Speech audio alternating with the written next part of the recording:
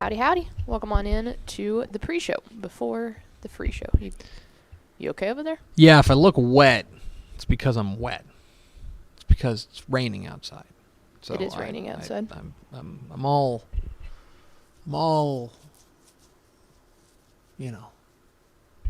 put asunder. I'm all scattered, etc. because of the rain. We needed some rain up here, though. I'm not complaining. It's a small price to pay. Are you reading Who Moved My Cheese? I have to. You have to? Mm-hmm. Oh, oops. All right. That's there in we the go. show. Yeah, no, I've been told that I have to read that, so I've never read it before. Have you? Never. Yes. I haven't been ordered to read a book in a while. Well, when the head people of our company tell me to read that book, then I say yes. And I'm I not. read it. Certainly, I'm certainly not suggesting that you stand up to the man.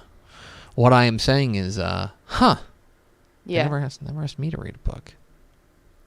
I don't know. It's about cheese. Yeah. I don't know if you know this, but Who Moved My Cheese is a harrowing tale of a mouse who loses his food.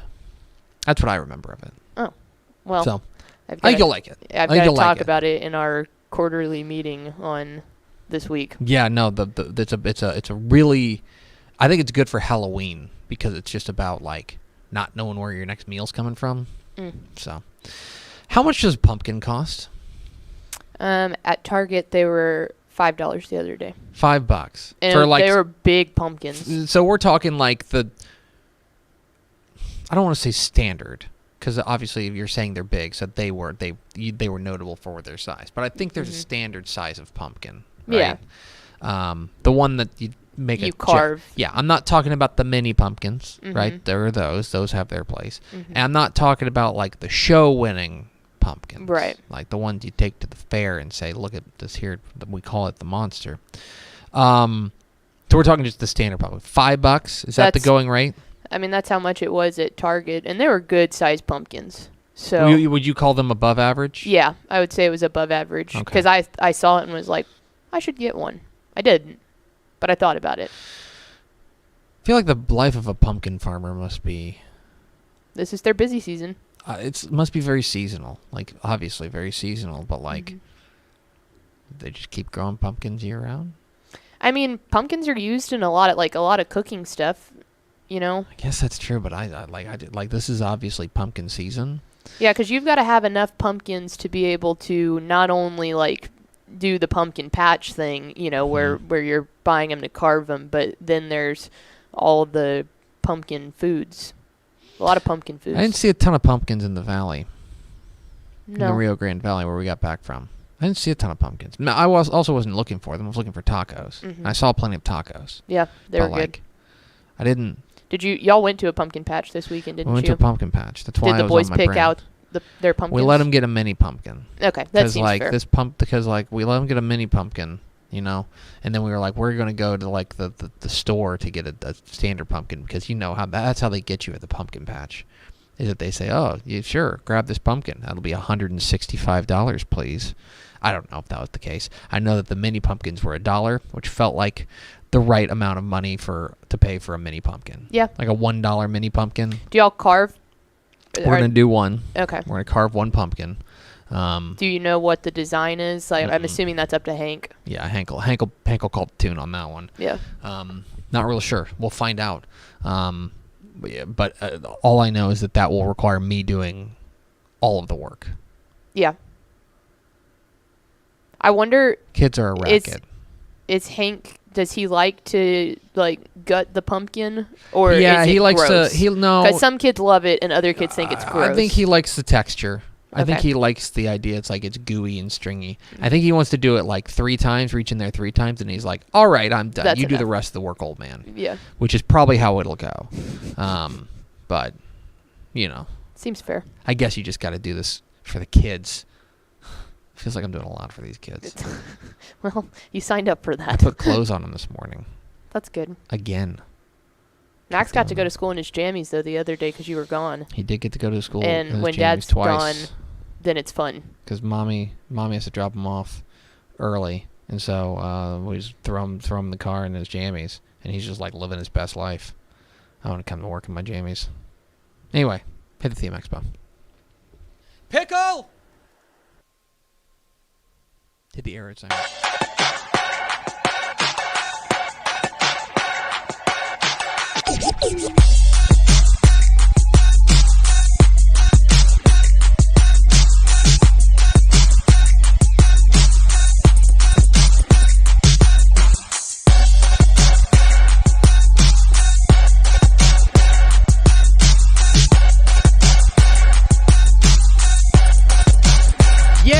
Yes, yo! From the Dave Campbell's Texas Football Mothership here in beautiful Lewisville, Texas. Rainy Lewisville, Texas. It's Texas Football Today, a show on the internet. My name's Greg Tepper. I'm the managing editor of Dave Campbell's Texas Football magazine, texasfootball.com, a corresponding website. Thank you for spending part of your day with us, whether you're watching us live, texasfootball.com, Facebook, YouTube, Twitch, Twitter, or you listen to us on the podcast, which you can subscribe to on the podcast vendor of your choice. Either way, thank you for doing your part. Support your local, mediocre internet show. I'm sitting in this chair over here, sitting over there. She is the Duchess of the Dorks. She's both Miss 305 and Miss 956. She's Ashley Pickle. One of those. Gosh darn What's it. going on? One of those is accurate.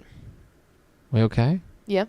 Do we have a camera that's not working? No, I pressed the wrong button. Oh, okay.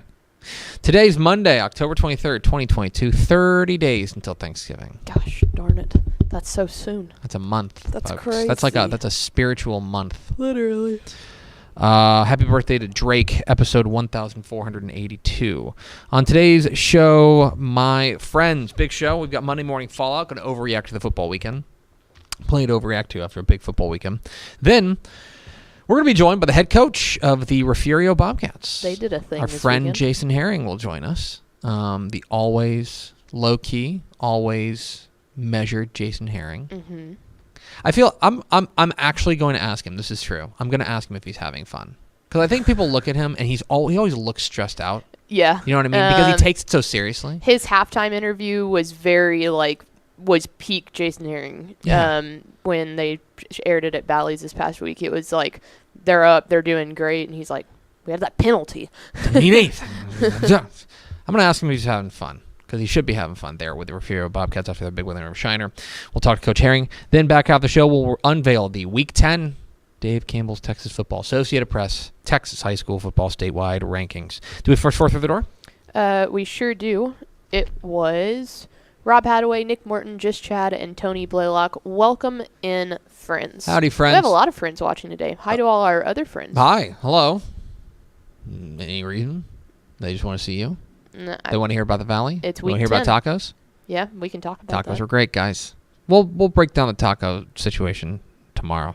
We'll recap our trip to the Valley. Yeah, I want to bring Ish in for it, too, because Yeah. he got to see the... He looked very busy out there. Yeah. I didn't want to bother him. So, Pickle, hit the air raid siren. It's time for Monday Morning Fallout. Monday Morning Fallout. Of course, when we overreact to the football weekend, it was week 9, and it was a week that we built up as being potentially legendary. So And it delivered. I guess we probably better overreact to it. Let's start with my 3 big thoughts. Thought number 1, believe the hype. We spent all of last week telling you how great week 9 of the Texas high school football season had a chance to be. That it had just a slew of games across the state with major statewide implications, major district implications, major rivalry implications, just a massive slate of games. And whenever we do that here, and especially like whenever we build up a game and we tell you, oh my gosh, this game's going to be great, I think that there's some pressure on us to, well, because if that game's a dud or if the week's a dud, then we look like real dummies. Especially because, I mean, we've hyped up weeks before. We haven't hyped up a week like this. This was like, we literally put all of our eggs into one basket. I opened the picks thanking football Jesus. Yeah. So, like, it's got to live up to the hype. And thankfully, as it so often does, Texas high school football came through. It did. So shout out football Jesus. So I think there were, shout out football Jesus. I think there were, going into the game, I think there were 6 big, like real showcase games. There are other ones. We'll talk about some of them over the course of the day and the course of the week. There are other ones, but I think there were 6 that were really standout. So I'm going to go game by game from like lived up to the hype the least to lived up to the hype the most. Okay. Does that make sense? Yes. Den Geyer 49, Allen 7. We were at a game on Thursday night. We were at PSJA in Edinburgh North. Thanks to our friends at PSJA ISD for the hospitality. We'll have a lot more on our trip to the Valley tomorrow. I got a elote. But we got home, and we this game was on ESPN 2, The Deuce, and we watched it on demand because the game was over by the time we got home. Mm-hmm. So we watched it on demand, and so we knew what had happened. Like we knew the score, we were tracking it, but we were watching it because we were at a game. That was a demolition. That was a butt whooping. It was 14-0 at half, and you were like, okay, well maybe Allen. Now Allen did have a key injury. Kevion Sibley, their starting running back, went out with what we fast forwarded through it because we saw the Twitter Twitter kind of blown up. They said it was kind of a gruesome injury, and I don't do gruesome injuries, so we kind of fast forwarded through it. Yeah, that was an easy decision to just skip through that. They had to cart him off late in the first half, which is terrible, and certainly we're wishing the best for him. But the Geyer defense was spectacular in this game, and then Jackson Arnold just cooked. It was the Jackson Arnold show. This was a demolition. It was Geyer hands Allen their worst loss in 25 years. Mm-hmm. 1997 was the last time they lost a game like this by 42 points. Bosco didn't do this, right? They've lost playoff games. Like if you go back like to the 08 or so, Southwick Carroll whipped them in the playoffs and not by 42 points. This was a demolition, and Geyer certainly looked the part of probably the favorite in 6A D2. Yeah, and it almost looked like Geyer was playing a team that just wasn't even in their weight class. You know, like to say that crazy. Allen was not in their weight class is insane to say, but that's really what it looked like. There was never any sign of struggle from Geyer. Alito 35, Denton Ryan 21, the other game at C.H. Collins Stadium. Mm-hmm. And this was a really good game, but it's 5th on this list. I thought that this was a real coming out party for the Alito defense. Ryan was at full strength. Ryan had Kalen Davis and Ryan had Khalib Hicks. They were at full strength. And I want to say it was 21-7 at half. 21-7 at half. And then Ryan pulls back and is able to pull even with them before Alito hits the Jets. Hoss Haney, their quarterback, is a dude. He's really grown up as a passer, and then he's got the secret weapon, which is he's a former wide receiver, so he's real fast. And like he had basically a dagger touchdown run at the end of the game that really put it away and made it 35, gave the final score of 35-21. He's a problem. And then they've got 2 backs to back him up back there. The running capability of that team is insane. They are able to keep it on the ground. The offensive line is, I thought, held up pretty well in this game. And so they run their district winning streak to 110. And Ryan's going to finish in 3rd place in that district. And they're going to go on the road, maybe to Lake Belton in round 1. Watch this space. Lake Belton? Someone else. Maybe. I don't know. I'll have to look it up. Harlingen 37, San Benito 21. We'll talk more about it with Ishmael Johnson tomorrow. But the scene down there was insane, as we predicted it would be for the Battle of the Arroyo. And for Harlingen, I thought they set the tone with that first drive. Because their first drive, they march down the field and they score. And then I want to say the next drive was when Isaiah Bell broke off that 92-yard touchdown. Yeah, that was 14-0. Awesome. At that point, San Benito, who had been spectacular defensively, has got to be looking around being like, what's going on? No one's ever done this. This game looked like it was going to be a blowout. San Benito roars back, takes the lead, 21-17, before Randy Morales and Isaiah Bell put a capper on it, and Harlingen pulls away. The Arroyo stays red for another year. They move to 8-0. They're almost certainly going to finish 10-0. And they're going to win the district. So what a win for Harlingen and Manny Gomez and company. Franklin 49, Lorena 35. Another game which was a real spectacular showcase. Lorena had stomach for the fight in this game. This game was tied 35 up, I want to say in the fourth quarter, and they were having their way offensively. They were able to move the ball, and their quarterback, whose name I have in my text messages, their quarterback was... he was 9 for 9 in the first half. Yeah, he was great. 9 for 9 and 3 touchdowns in the first half. I do know that. He's the baseball kid. Brock Cool. Yeah. Brock Cool. He was excellent in this game. But the real headline here, and the reason that Franklin won, is because of Bryson Washington. Bryson Washington had 6 touchdowns in this game. And we talked about it on last week. I talked about it in the picks, is that the danger of playing Franklin is that they've got the 2 fastest guys in the class. I'm comfortable saying maybe there's some defensive back on another team, but like 2 of the fastest guys in the class. Bryson Washington. Beast. And so they are a running team, but they're a home run hitting running team. And so you have to play pretty much perfect defense for 48 minutes, or else every time they get a seam, they're faster than you. And that's what ended up being the difference here. Franklin gets a great win. Refugio 38, Shiner 27. This has to feel vindication. We're going to talk with Jason Herring here in a moment. This has to feel good for Refugio after kind of getting their pants pulled down last year. And they go and they kind of go back in the lab. They change their whole offense. They're now more of a grinding, pounding running game.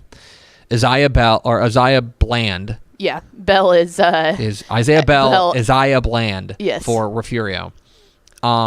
Was excellent in this game. Mm-hmm. We mentioned that. Like, when's the last time that a Shiner team has showed up and not had like the most prolific run attack? That it happened. That's the thing. I mean, they were able to run the ball really well. I watched a fair amount of the second half, streaming it on the Refugio Sports Network. Refugio is noticeably better up front this year. I also think Shiner is maybe not as good as they were up front, but that's damning with faint praise because it's like, I mean, they were incredible last year. Well, and I believe that offensive line for Refugio is pretty young too. So they've made huge strides in a very short amount of time. Yeah, absolutely. The other thing for me is that they were able to contain, for the most part, Dalton Brooks. Contain. Now he got his, and he broke a couple, but he's going to do that every time. But yeah, you can't go in trying to stop him. You just have to go in trying to slow him down. I'll say this. I'm really excited about a rematch. I think a rematch is a coin flip game. Refugio got this one. I think Refugio, it would be a very slight favorite on a neutral site. It's really hard to beat a good team twice. Exactly right. And this is going to go, they're almost certainly going to go at it again, and it's going to be awesome. I think last year it became clear that Shiner was a lot better than Refugio. This year I think they're very evenly matched, and Refugio made the plays in this one. Massive win for Refugio. But the banger of the night, China Spring 38, Stephenville 36. Yep. Stephenville's 23-game winning streak is snapped. China Spring... And it ended on a game-winning field goal, correct? Yes. So I watched after Refugio, Shiner became like it became apparent what was going to happen. I flipped over to Stephenville, China Spring. I was watching this game. China Spring had this game in hand. They picked off a pass with about a minute and a half left. Up 35-28. China Spring. I don't know what's going on the sideline. I'm not here to question play calling, but here comes some questioning of play calling. China Spring first down drops back to pass, and they complete a pass for like a loss, and I'm like, that's strange. Stephenville banks timeout, second down. I'm like, okay, that's strange. You're just trying to get them to kill these timeouts and try to get a first down. You run for first down, you win the game. They drop back on second down. Catch McCollum does. He throws it. He's flushed out to his right. He throws it, and it's picked by Stephenville. And I'm going, well, why'd you do that? Yep. I think you even put in the Slack. You were like, what's happening? So they go. Stephenville, next play, touchdown. Ryder Lambert throws a touchdown. Stephenville, smartly, in my opinion, decides to go for 2, and they get it. And suddenly they're leading 36-35 with like 40 seconds left in a game they had won. In a game they had won with like 48 seconds left. But China Spring marches down the field. They get a penalty, but they get a couple of big-time throws from Cash McCollum. They get into field goal range, and Thomas Barr boots through a game-winning 42-yard field goal. They got a weapon at kicker in Thomas Barr. He boots through a game-winning 42-yard field goal as time expires, and China Spring snaps the 23-game winning streak for Stephenville. A remarkable game. I would, again, love to see this game played again. Mm-hmm. And it was bizarre. And I would say that I think both teams will say they probably didn't play their best. Mm-hmm. So I would love to see this run back. And we might get it. Anyway, fantastic game and a fantastic week of games. That's thought number one. Thought number two, it's time to talk about Jimbo. Woof. So I went on a date on Saturday night. Mm-hmm. You'll never guess with who? My wife. Went on a date. So I wasn't paying a ton of attention to the college football landscape at night. Mm-hmm. So I get home, I check my phone, and I see that South Carolina's beaten Texas A&M 30-24. And I go, what? So I go and I watch it back because I have to see what's going on in this one. And now, South Carolina is a better team than they have been. Yes. And I think that's important to say. And this was on the road. But this looked like a football team coming out of an open date that was entirely unprepared. Entirely unprepared. They were down 17-0 in the first 5 minutes. They give up the opening kickoff for a touchdown. Haynes King throws a pick that nearly gets taken back and they hold for a field goal. And then they have a weird fumble with the new center that bounces into South Carolina's defender's hand. They're in the end zone 2 plays later. It's 17-0 in a blink on the road. This game was not a 30-24 game. This was a butt kicking. And there's now this like weird like counter pushback to people who are saying that Jimbo Fisher's offense has got to change and that Jimbo Fisher's offense is outdated, right? And people are saying, "Well, what do you mean? Like be specific." Okay, I'll be specific. According to PFF, which is not everything, but I think it's a good measurement of things, Haynes King is the 139th best quarterback in the FBS. 139th. And maybe you're thinking, well, that's just a Haynes King problem. Max Johnson is 118th. Okay? Quarterbacks in the FBS. That's where they rank in PFF. And if you're asking me schematically, but maybe you're saying, okay, well, that's just a them problem. That's just a player problem, a personnel problem. If they get the right quarterback in there, if they get Connor Wigman in there, things are going to change. Texas A&M has attempted 24 passes beyond 20 yards this year. 24. That ranks 11th out of the Texas FBS teams. 11th out of 12. 11th for deep shots. They do not stretch the field. They do not challenge safeties. Plain and simple. They don't challenge them on the seam with the tight end. They don't challenge them where they have 5-star tight ends. They don't challenge them on the wide receivers where they've got 5-star receivers. They don't challenge them. And by the way, they are not their offensive line is not good, but this is not an offensive line issue. If you look at their snap to throw, they're about middle of the pack. Mm-hmm. They're not getting this is not an issue of having time to throw. They've got time to throw. They just don't go deep. They don't. They don't take the top off defense. They don't stretch them vertically. And so you're having to compact defenses, and they're having to deal with 11 people in the box fundamentally. That's the issue we're dealing with, if you want to get specific. So let me ask you a question, Ashley Pickle. Mm-hmm. I just want your opinion on this. Okay. The all-time college football record for a buyout is $22 million. $22 million, which was paid to Gus Malzahn by Auburn to go away. Mm-hmm. You got paid $22 million to leave. That would be so cool. Agreed. If Texas A&M, if Jimbo Fisher had a $22 million buyout, would he be the coach in 2023? This is year 5. Yeah, I think he's gone. If it was just 22, and that's crazy to say, if it was just $22 million. Because it's like 88. But yeah, that's the thing. Like they signed their own death wish. Like I don't know. I don't know how you ever offer someone that much money for that extended amount of time and expect it to work. They are out of options. Yeah. They have tied themselves to Jimbo Fisher. And I'm not saying he's a bad coach, But what I'm saying is you have no means of leverage to get him to adjust. No. He can do whatever he wants. Yeah. He's the king. He's got the guaranteed contract. What are you going to do? Fire him? Nobody's going to cut that check. No. Nobody's going to cut that check. They're 3-4. The last time they were below 500 was after the season opener in 2017 when they got beat by UCLA, if you remember that crazy comeback game. And by the way, what happened at the end of that season? Kevin Sumlin got fired. If you go back to a time when they were below 500, not counting 0-1, it's when they lost the Independence Bowl to Georgia in 2009 when they were still a member of the Big 12. I would say this is rock bottom, but they're probably going to lose to Ole Miss. Yeah, I was going to say, I don't see it getting any better at this point, but what are you going to, you offered him the money. That's on you. There are uncomfortable conversations to be had about the future of the Texas A&M football program, and it's strange to say that considering all the trajectory that they had. But this has been a precipitous fall. Well, and guess what? They started the year number 6, Ashley. Yeah, you're tied. You're tied to him, and you're about to have Oklahoma and Texas come into the SEC.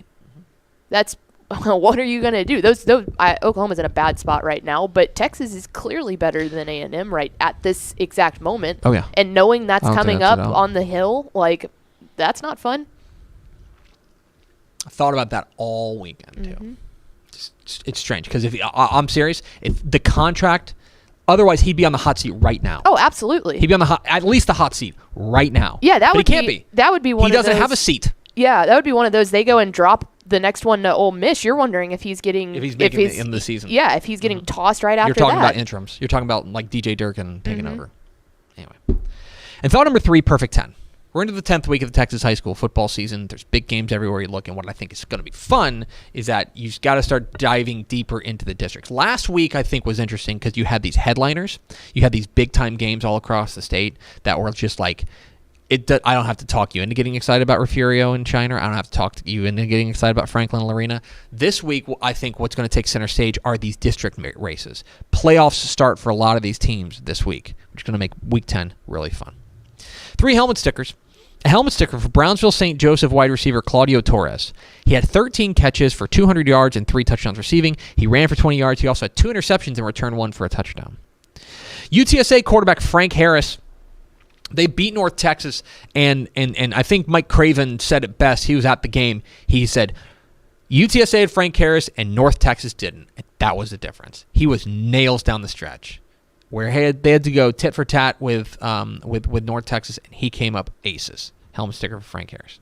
And helmet sticker for Bovina running back and linebacker Darian De La Rosa. Don't talk a ton about Bovina, but how about this line? 31 carries, 276 yards, 2 touchdowns rushing. He had 11 tackles and returned a fumble for a touchdown as well. Helmet sticker for Bovina's Darian De La Rosa. 3 teams to watch. West.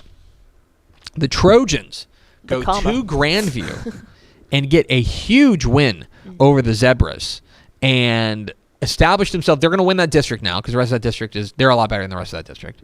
And they're going to be a threat. They're in 3A Division 1. I think that is a real statement win for the Trojans, for David Woodard's bunch, and I think they're going to be dangerous going forward. Angelo State.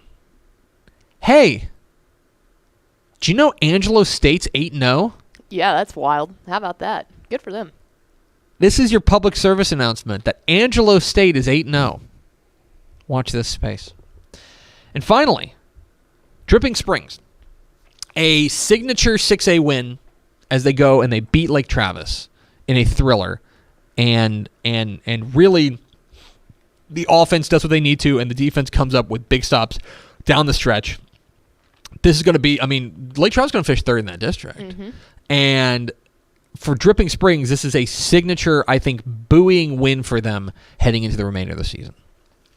3 to C, it's a big week of high school football, as we mentioned. Galena Park, North Shore, and Atascocita. This is a really interesting test of where North Shore is, potentially post Caleb Bailey. Caleb Bailey still hasn't played. David Amador has been great, but they would prefer to have him at wide receiver and Caleb Bailey at quarterback. if they're still without Caleb Bailey, this is a real test of where the number one team in the state is going up against this Atascocita team, which is humming right now. Keep an eye on that one. Baylor and Texas Tech, it's the annual Butt Bowl. B-U-T-T. That's what I'm saying. Get it? I think both these teams are good. Do you know they have the exact same record? They're both 4-3. They're both 2-2 in conference. That's real opportunity. If Tech gets this one, especially at home, if they get this one, they're going bowling. This is a real pivot game, I think, for Tech. And they're humming right now. Barron Morton looked great. Yeah, I think the Jones is sold out too. Yeah, but Baylor had a nice retrenching win this week too. Two teams that I think have gotten their wheels back on after some tough losses. Big game there. And finally, College Station and A&M consolidated. Lost a little bit of sting this week because College Station lost to Georgetown, but this is the huge game in the Brazos Valley. Statewide implications there in 5A Division. That's a really fun little district, too. Oh, yeah. It's stretched really far, but it's fun. It's a strange district, but it's very, very interesting. That's a huge game there. That's 3 to see. That's Monday Morning Fallout. We're Texas Football Today. We're here every weekday at noon on TexasFootball.com, talking football in the Lone Star State. You can follow us on Twitter at DCTF, like us on Facebook, Facebook.com/Dave Campbell's. Follow us on Instagram, Instagram.com/Dave Campbell's. And, of course, see us at TexasFootball.com. TexasFootball.com is where you can find complete coverage of high school football, college football, and recruiting all across the Lone Star State. Hope you'll consider becoming a Dave Campbell's Texas Football subscriber at TexasFootball.com/subscribe. Pickle. Dave Campbell's Texas Football is proud to honor one team from each classification with the Ozarka Fueled by Nature Team of the Week Award. The teams selected throughout the course of this program have exemplified the best in Texas high school football. Your Week 9 Ozarka Fueled by Nature Teams of the Week. In 6A, Louisville, trailing 14-7 with under 6 minutes to play, the Farmers mounted a furious rally capped by Freddie Hoya's game-winning 31-yard field goal with 24 seconds remaining to win the annual Battle of the Axe against the rival Flower Mound Marcus 17-14, snapping a 3-game skid in the series. In 5A, Killeen Chaparral, the Bobcats made history on Friday night, surging past district foe Pflugerville-Conley 50-18 to earn the first win in program history. In 4A, Canyon Randall, the Raiders clinched the District 3 4A Division I title in style on Friday night, handing arch rival Canyon its first loss of the year, 31-14 in the annual GOAT game. In 3A, Franklin, in a top 10 showdown, defending 3A state champs Bryson Washington put on a show for the Lions, who won their 24th consecutive game with a 49-35 win over Lorena. In 2A, Colorado City, the Wolves got 181 yards and two touchdowns through the air from Mason Monroe and 161 yards and a score from Aiden Breeson to snap an unsightly 10-game losing streak with a 38-8 win over Winters. In 1A, Walnut Springs, in a critical district opener in District 12 1A Division 1, the Hornets outlasted Cranfill's Gap 56-52. In the private school ranks, Keller Harvest Christian, the Saints got into the win column for the first time this season with a 39-26 win over district rival Irving the Highlands. So those are your Week 9 Ozarka Fueled by Nature Teams of the Week. Congratulations to all the schools. We salute you. For more information, visit TexasFootball.com. Now a word from our friends at VCR Now. Born and bred in Texas hits a little different, as it should. Texans love doing business with fellow Texans. VCR Now takes its Texas roots as seriously as its many partnerships with schools and universities around the state. It's also why we're so proud to promote our brand in the pages of the Texas Bible, Dave Campbell's Texas Football, and on the airwaves of Texas Football Today. Driven by producing quality broadcast video, state-of-the-art audio, and LED video scoreboards at affordable prices, VCR Now makes sure to listen to your needs in its athletic department before recommending the next best steps. Building great products is our business, and it's our focus on building meaningful, long-term partnerships with our clients that sets us apart. From our 24/7, 365-day help desk, the training lab in our hometown of Red Oak, or our sports marketing business plan that puts money back in the hands of our athletic departments we support, VCR Now is built to last. Reach out to us today at info@vcrnow.com or by calling 855-GO-VCR-NOW. Again, that's info@vcrnow.com or by calling 855-GO-VCR-NOW.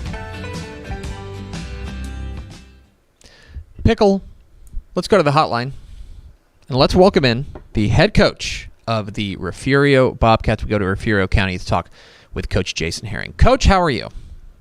I'm good, Haas. How you doing? How was your weekend? Unbelievable. Yeah, Best weekend I've had in 2 years. I can imagine you guys are able to take down Shiner 38-27 and avenge a couple of, I know, losses that sting.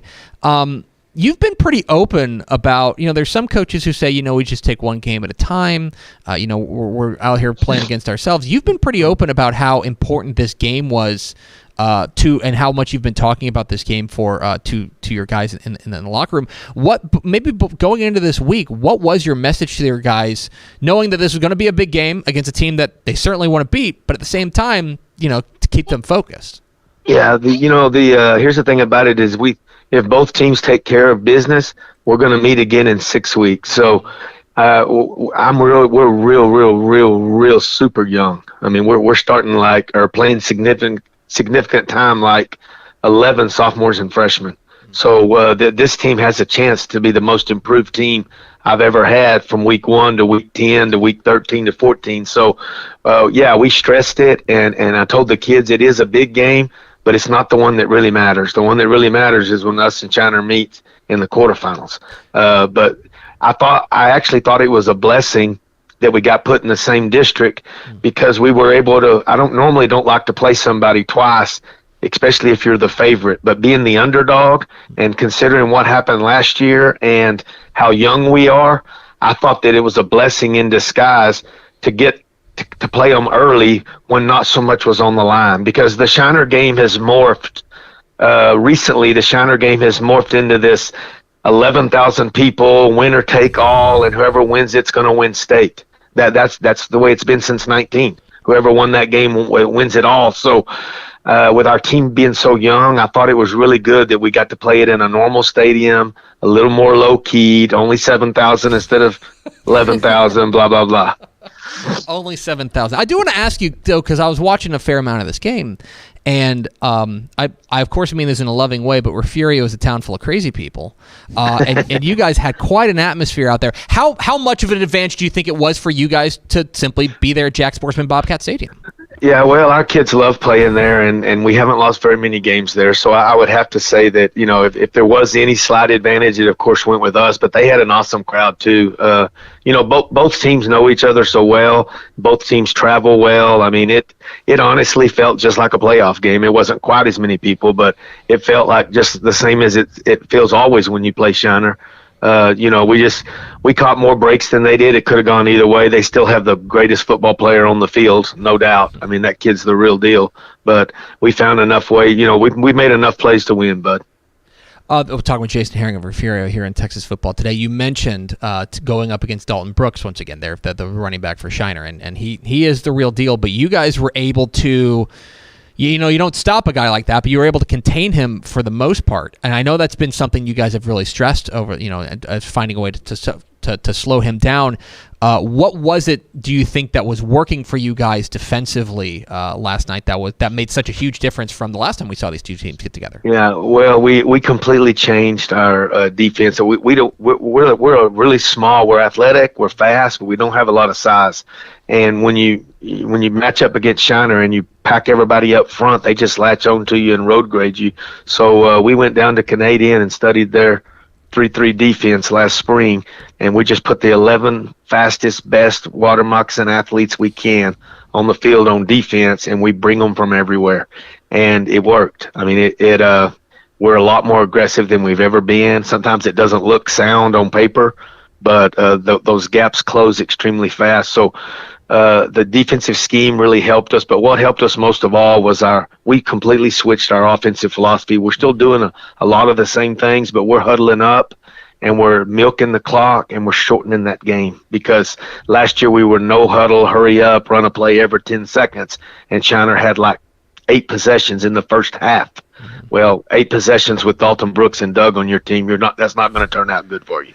So this year the difference was they only had 3 possessions, because we're huddling up, we're pounding the rock, we're shortening the game, and the whole idea is to keep number 2 off the field offensively. On the other side, you guys got a pretty decent run yourself. Isaiah Bland had an unbelievable game, 295 yards, 3 touchdowns on the ground. Spectacular performance from him in a huge spot. The numbers are impressive. You're the guy who sees him every day in practice, though. What is it about Isaiah, especially as a senior on a real young team? What is it about him that really makes him special?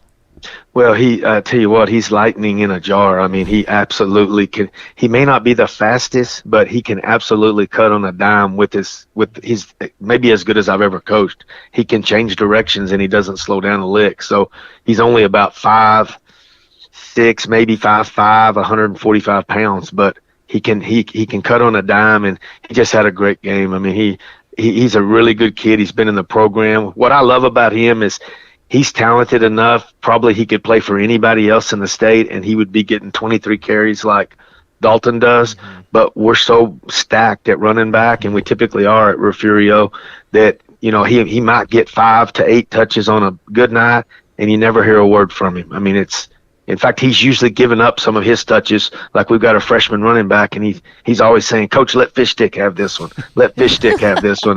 Xander Wills, who's going to be phenomenal, freshman on varsity right now. But that's what I love about Isaiah is he is an unbelievable team player, and he's super talented. I just love him. I've had him for 6 years, and going to be sad to lose him, but he absolutely saved the best for last because he played lights out. He sure did. It's on to the next one though, Coach, and this is a much tougher district than just Shiner and you guys. Uh-huh. And you guys go on the road to take on a Kennedy team that's I mean, let's be real, they're desperate. They're playing for their season this week, Right. and they would love nothing more than to catch you guys sleeping. How do you keep your guys focused, knowing full well that Shiner may be down the road 6 weeks, but at the same time, if you don't win this game, things could get really complicated. We've got Kennedy always does a good job. That coach over there, Coach Alvarez, is just a phenomenal coach, a good friend of mine, to be honest with you. And they run slot T, so they run the old Liberty Hill stuff. So regardless of how much you may be better than them on paper, that's an equalizer. That when you have a team that runs the old slot T like Liberty Hill does and runs it very well, they can control the clock. So that's my biggest fear is we've got to get off the field defensively and slow them down so we can get the ball offensively to our playmakers, because they're going to have the same philosophy against us that we had against Shiner. That they want to keep our athletes off the field offensively, just like we wanted to limit Dalton's touches. So, but the bottom line is this: we're young, we're improving. We're ever since the Edna game, Tev, we got just absolutely embarrassed week 1 by what's turned out to be a real good Hitchcock team. I knew they were good, but I didn't see them just kicking our teeth in. But remember, I told you not to make any excuses, but that was a bunch of our kids' first game since 8th grade. When we're starting a bunch of puppies. Well, we rebounded from that, and then we play Edna, which was at that time ranked in the top 5 and picked to beat us by 30. Way bigger than us, way faster, way stronger, and our kids somehow, they did what Refugio kids do. We pulled that out, and that completely changed our season. Since the Edna game, we have just been getting better and more. That game gave us our swag back. Refugio's always had swag. Well, when what happened to us in Victoria last year by Shiner, you lose your swag. When what happened to us at Hitchcock, you lose your swag. And we rebounded the next week with London and beat them, I think 39-6 or something like that. But we still, you could tell in the coach's office, all of us, the community, the kids, our dauber was down because we didn't see Hitchcock doing that to us. Well, when we were able to go over there and upset Edna, it completely changed everything. It changed our community, it changed our kids, it changed our attitude, and we've just been on an upward trajectory ever since then, and just getting better and better and better and better. And now the Shiner game is just another shot in the arm. So I honestly don't expect anything different. I think our kids are going to continue to get better and better. And like I said earlier, the sky's the limit with this team because we're still babies. I mean, babies. One last question for Jason Herring of Refugio here on Texas Football Today. Coach, I think people see you on the sideline. You and I have known each other a while, so I know. But I think people see you on the sideline. You're an intense fella during games. I think that's fair to say. I'll just throw aside. Are you having fun? Can you tell the people that you're having fun? Oh, yeah. Dude, I love it. I've got the best job in America. I absolutely love it. I don't want to do anything else. In fact, I'm old enough to retire, but I can't stand the thought of sitting at home and not getting to coach. So, yeah, no, I love it. I love interacting with the kids. I love it's the best job in America, guy. I wouldn't trade it for anything.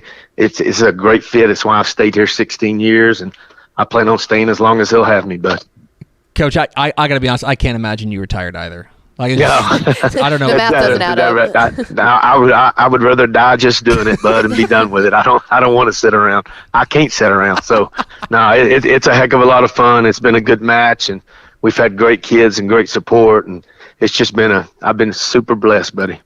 He's Jason Herring. He's the head coach of the Refugio Bobcats, 7-1 after a big win over Shiner. Coach, appreciate your time. Congratulations on the big win, and go get Kennedy this week. All right, thanks, bub. Good luck. There he goes. Jason Herring, head coach, Refugio Bobcats. Good dude. Good dude. We like Jason Herring, right? Oh, yeah. We're Jason Herring stands. Right I was just going to say. He gets the we certified like- stamp yeah. of TFT. Good No, dude. he's good. It's good. It's funny because like whenever I book a guest, especially for Monday, obviously you want to reflect what the biggest game in the state was and what the biggest games were. But at the same time, like I don't want to. I want to make sure we're spreading it out, and I don't want to interview somebody twice in 2 years or something like that, or twice in a year, something like that, unless it's really, really necessary, right? Because Right. there's a lot of coaches, a lot of games, a lot of storylines Yeah. and stuff. We hadn't talked with Jason Herring in 6 years. That's just crazy. Like I went back and it was like episode 104. We interviewed Jason Herring, and I'm like, yeah, it might be time. Yeah, you know what? Might be time to call Give him Coach a call. Herring. Well, and it's funny too because a lot of times we talk about like the teams like that who we don't really talk about them until playoffs roll around. Mm-hmm. But it's like we talk about them all the time that oftentimes then we're not actually talking to their coach, you know, Right. because we're talking so much about them. I can tell you the last time, so we interviewed him September 8th, 2016. Good That's the Lord. last time we had him on the show. So yeah, good to talk Coach Herring. He's good. He's good people. I like Coach Herring a lot. I like him a lot. Anyway, let's go do. No, we got more to do. I want to end it. That's fine. God, you're ready to just call it quits. Peace. You talk to your boy and you're out. That's it. I like him. We're Texas Football Today. We're here every weekday at noon on TexasFootball.com, talking football in the Lone Star State. You can follow us on Twitter at DCTF, like us on Facebook, Facebook.com/Dave Campbell's. Follow us on Instagram, Instagram.com/Dave Campbell's. And of course, see us at TexasFootball.com. Pickle, Dave Campbell's Texas Football, the leading source for high school football in the state of Texas, and the Tax Act Texas Bowl are proud to present the Mr. Texas Football Player of the Week award to the most deserving high schooler in the state of Texas. Each week, the Dave Campbell's Texas Football staff nominates 10 candidates for that week's award based on the previous week's on-field performance. We then leave it up to you to vote at TexasFootball.com. Voting closes each Friday at noon, with the winner being announced shortly thereafter. Another ludicrous slate of nominees this week. Let's get to it. Your Week 9 Mr. Texas Football Player of the Week nominees. Denton Geyer quarterback Jackson Arnold. 25 of 28, 334, 4 touchdowns passing, 84 yards, and a touchdown on the ground against Allen on a national stage. Aldine Eisenhower wide receiver Ryan Niblett. 10 catches, 258 yards, 3 touchdowns receiving, plus he had 56 yards and a touchdown on the ground. Galena Park North Shore athlete David Amador. 11 of 12, 284 yards, 3 touchdowns passing, 8 carries, 91 yards, 3 touchdowns rushing. And he's the backup. You know what they call him? Touchdown Dave. Call him Touchdown Dave. Harlingen running back Isaiah Bell got that dog in him. 290 yards and 4 touchdowns rushing. Was he the recipient of the Matt Step? He was. Got that dog in him, Yep. Player of the Week. The Colony quarterback Carson Cox. 422 yards, 5 touchdowns passing, and another 35 yards on the ground. Hallsville quarterback Jace Mosley. 266 yards, 4 touchdowns passing, 160 yards, and 2 touchdowns on the ground. Tulia running back Damian Cedillo. 302 yards and 6 touchdowns on the ground. Mount Vernon running back Mackenzie McGill. We're just going to keep nominating him, guys. 277 yards, 4 touchdowns rushing, 3 catches, 91 yards, 2 touchdowns receiving. Yeah, Mount Vernon needs to stand up and start voting for this kid. Vote for him. Well, quit nominating him if you vote for him.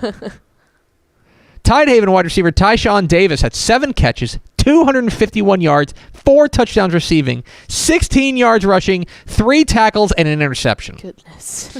And finally, Waco Connolly running back Kiefer Sibley. Now, Kiefer Sibley gets my pick for the Yep. stat line of the week. 14 carries, 426 yards, and 7 touchdowns rushing. This is true. This is true. The Lord. chairman of our company, this is true. The chairman of our company has a son who plays for Salado. Uh-huh. And so they were on the business end of Kiefer Sibley this week. Yes. He texted me at halftime. He goes, "Do you have any numbers on Kiefer Sibley?" Like, this dude's going crazy. That's a crazy. And he was right. Right. Anyway, Waco Connolly running back Kiefer Sibley up for Mr. Texas Football Player of the Week. So there they are, the 10 candidates for this week's Mr. Texas Football Player of the Week. Vote early, vote often, vote now at texasfootball.com.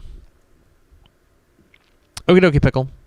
Uno mas. It's time to unveil the Week 10 Dave Campbell's Texas Football Associated Press Texas High School Football Rankings. Of course, we've been the official rankings provider of the Associated Press since 2019, something we're very proud of around here, and we are going to roll out this week's rankings, which was, I would say, some places were very boring, and other places It was were maximum chaos. chaotic. Let's start with Class 6A. Class 6A, we've got a couple of new entries into the top 10.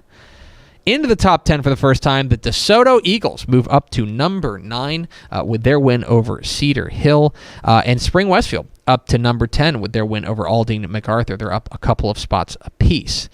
Matriculating over to the back half of the rankings, where you're going to find a couple of interesting things. So Prosper leaps 5 spots up to number 11. Shadow Creek up a spot to number 12. Dripping Springs jumps 4 spots after their win over Lake Travis. So Allen drops from number 9 to number 14. As a result, because they basically have the same record, and Allen has a head-to-head win over Arlington Martin. Arlington Martin, despite winning, has to drop. They drop behind Allen because we want to make sure this thing makes a little bit of sense. Highland Park, making room for a couple of teams that leap them, dropped to number 16. A couple other teams kind of get shuffled around. New to the rankings, number 21, Klein Collins drops out. New to the rankings, Cy Fair back into the rankings with a big win over Springwoods. They are number 25 in this week's rankings. Just had to do some kind of furniture moving because of you have to respect head-to-head wins. So that's kind of why there's a little bit of wonkiness. Yeah, we were talking about this down in the valley with the Martin Allen. We're like, okay, hang on. What do you do? You have to make it make sense, in my opinion. To 5A we go. 5A Division 1, where there's a big shakeup as well. Number 3, College Station drops all the way out of the rankings with their loss to Georgetown. One of the reasons, we kicked this around, but one of the reasons that we dropped them out of the rankings was because they were down 35-3 in this game to Georgetown. Now, they made it a game. They're late, but they were functionally non-competitive for a lot of this game. That drops them out. Also out of the rankings, Port Arthur Memorial suffers their first loss in kind of stunning fashion to Baytown Lee. They drop out. As a result, Lancaster leaps from number 7 to number 4. Aledo, their big win over Ryan, gets them into the top 3. They're at number 3. Frisco Reedy up a spot. Midlothian up 3 spots. Amarillo Tascosa is up a spot. They survived Amarillo Caprock this week. PSJ North up 2 spots in McCall Memorial. 2 new teams into the rankings. Number 9, Smithson Valley checks back in. They have won, I believe, 6 straight after starting at 1-1. They beat Bernie Champion emphatically. And new to the rankings, number 10, A&M Consolidated. They're big winners over Georgetown Eastview. Sets up that big game against College Station. So if you're a College Station fan who's like, hey, why do we drop out of the rankings? Beat number 10, you're probably back in. 5A Division 2 we go, where this was much more boring. Everyone was a winner, with the exception of Liberty Hill, who was off. Everyone's top 5 remains unchanged. Argyle, Fort Bend, Marshall, Liberty Hill, Texas High, and Grapevine. Keep an eye on Montgomery Lake Creek, one of the few 9-0 teams in the state. To 4A we go. 4A Division 1, where there's a little bit of chaos. We have a new number 1. The China Spring Cougars ascend to number 1 after knocking off Stephenville. They're the number 1 team in 4A Division 1. You beat the man, you are the man. They are the new number 1 team. We drop Stephenville with the close road loss to number 2, still ahead of number 3 Corpus Christi Calallen, who won their 39th straight game over Toloso Midway. 39 in a row. That's the second longest streak in any rivalry in Texas high school football history, by the way. Elsewhere, number 8, Canyon drops out with their loss to Canyon Randall. And so that opens up a spot. Everybody kind of moves up. Kilgore and Chapel Hill nudge up. And back into the rankings, number 10, Brownwood back into the rankings. Big win over Lubbock Estacado. 4A Division 2, nothing to see here. Everything's exactly the same. Top 5 remains unchanged. Carthage, Gilmer, Cuero, Silsbee, and Belleville, your top 5. 3A. Now this is where things get nuts. Chaos. So a lot of this happens because, just some team games we didn't see. So Bushland loses to Shallow Water. That drops them from number 2 to number 8, all the way down. We keep them in the rankings because we still like them, but they're going to stay there at number 8. Lorena loses to Franklin, but that game was close enough that we think that that's a respectable loss. They stay in the rankings there at number 10. Grandview's loss to West drops them all the way out of the rankings, so we have to do a little bit of reshuffling. Now number 2 in the rankings, the Hitchcock Bulldogs, who are now all the way up to number 2. They were unranked 2 weeks ago. now up to number 2. Malakoff up a spot to number 3. Columbus up 2 spots to number 4. Shallowater makes their debut in the rankings, or re-debut, I should say, at number 5 with that big win over Bushland. Cameron Yo up 2 spots by winning the Battle of the Bell against Rockdale. Llano farts around with Blanco, but they win it. They're 9-0 as well. They stay the same at number. They stay the same at number 7. Brock stays the same at number 9 with a narrow win over Paradise, but a little concerned about that. So 3A Division 1 was a bit of a mess. Contrast that to 3A Division 2, which was entirely unchanged. Everyone behaved. Everyone was big winners. Top 5 remains unchanged. Gunner, Holiday, Newton, Canadian, and Bell's your top 5. 2A Division 1, a little bit of shake-up here because of Refugio's win over Shiner. Shiner drops from number 4 to number 6. We're not burying them, certainly, but they dropped number 4, number 6. Up a spot are Refugio up to number 4, and Stratford up to number 5. Everything else essentially the same. Your new top 5, Timpson, who got a scare from Joaquin, by the way. Yeah, that was wild, especially early on. Mm-hmm. Timpson, Hawley, Crawford, Refugio, and Stratford are your new top 5. 2A Division 2. A little bit of changes here because of a couple of unforeseen changes. Top 5 remains unchanged. Mart's a big winner over Wortham, Burton, Wellington, Wink, and Chilton. Chilton gets a big win over Granger. Close enough, though, that we still think Granger's the 10th best team in the state. They drop 1 spot to number 10. Santo loses to Collinsville, so they drop from number 9 to number 7. That gives us an opportunity to debut Collinsville as the number 8 team in the state with that win over Santo. They are 7-1. Number 10 Milano loses to Bremond. They drop out of the rankings. To the 6-man ranks, where if you're looking for changes, you can just turn off the show now. Everyone was a big winner. We're in full district play mode here, boy, in 6-man football. Everyone was a big winner, entirely unchanged. Top 5 remains the same. Abbott, Westbrook, May, Jonesboro, and Rankin. Same thing in 1A Division 2, entirely unchanged. Everyone's a winner in a big way. Benjamin, Cherokee, Balmorhea, Oglesby, and Richland Springs round out your top 5. And finally, to the private school ranks we go, where, again, pretty chalky.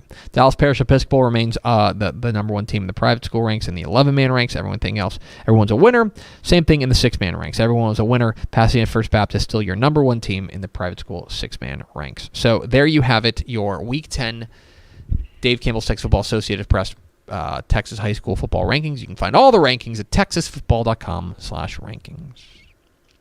Let's go over to Ashley Pickle for America's second favorite segment. Final thoughts. Yeah. There's my thought. I think that we have a normal schedule this week. Everything is back to normal. We missed we didn't have a show Thursday or Friday, but we are back to normal this week. So proceed as normal. So we'll have TFT every day at noon. We will have ROF Wednesday. We'll have Tap and Step podcast coming out late tonight. We will have ROF on Wednesday. The ROF recap episode is up, by the way, with Craven and Mallory. It's pretty good. I listened to it this weekend. And then we'll have WTF on Thursday. So anything else? I think that's it. I think that's it. Okay, that's going to do it for us. Thanks for spending a little bit of your day with us. Follow us on Twitter at DCTF. Like us on Facebook, facebook.com/Dave Campbell's. Follow us on Instagram, instagram.com/Dave Campbell's. And, of course, see us at texasfootball.com. Thanks to the great Jason Herring of Refugio for being our guest. For Ashley Pickle, I'm Greg Tepper. Vince Young, please come get our Player of the Year trophy. We'll see you tomorrow on Texas Football Today.